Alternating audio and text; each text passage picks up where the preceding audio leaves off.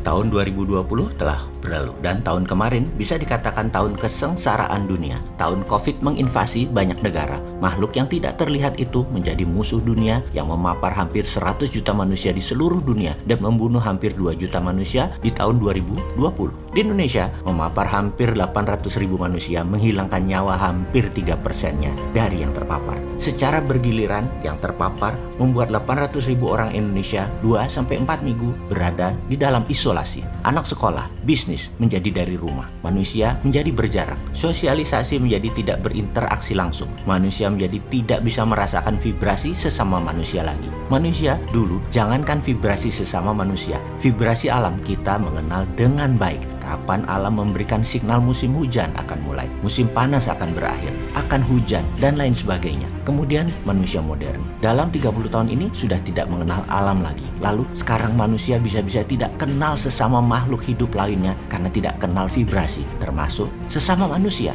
Karena jarang bertemu, jarang berinteraksi. Kunjungan ke rumah orang tua menjadi dengan gadget. Kunjungan ke keluargaan mendadak menjadi terbatas. Sesama kolega bisnis pun demikian. Dunia menjadi dehumanized, seakan menjadi tidak manusiawi lagi. Itulah efek COVID. Efek yang akan terus bersama kita selamanya. Beritanya akan semakin berkurang, namun virusnya akan terus ada. Virusnya akan terus mengganggu selamanya. Bergantian isolasi mandiri dilakukan oleh setiap manusia yang terpapar. Jadi sekarang dan ke depan kesehatan itu punya arti baru.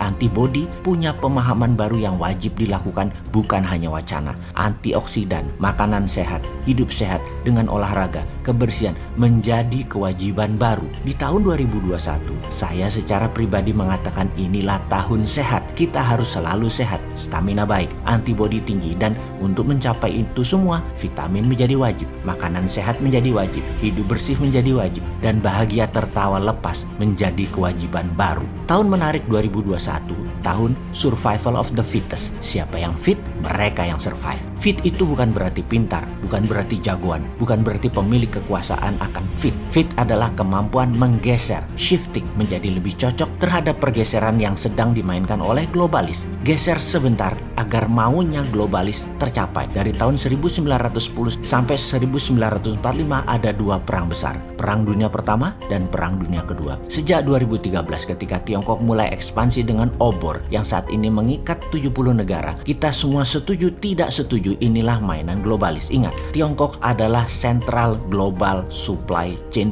dunia. Tidak mungkin bisa begini kalau tidak main dan tidak dimainkan bersama globalis. Amerika, para patriot Pentagon 2014 merencanakan melawan globalis dengan mendesain Trump jadi presiden. Dan 4 tahun kemudian, saat ini globalis di belakang Partai Demokrat dan Tiongkok melawan Trump yang 80% sudah pasti dimenangkan globalis dan Demokrat pemilihan di Amerika tersebut. Peluang Trump sirna. Tahun 2010, globalis, Bilderberg, kaum the have, kaum 0,001% manusia sudah mengatakan dan menciptakan vision 2030 mereka. Salah satunya adalah harus menjadi pengendali currency. Dengan digital currency mereka, dengan algoritma mereka. Kita persingkat, perang dagang adalah perang yang diluncurkan oleh Trump dan kaum patriotik nasionalis untuk memukul globalis. Perang virus COVID adalah perang yang diluncurkan globalis untuk pukul Trump dan kendalikan dunia. 2% angka kasualtis korban perang akan terpapar 1 miliar manusia akan membuat tingkat pengangguran dunia mencapai 300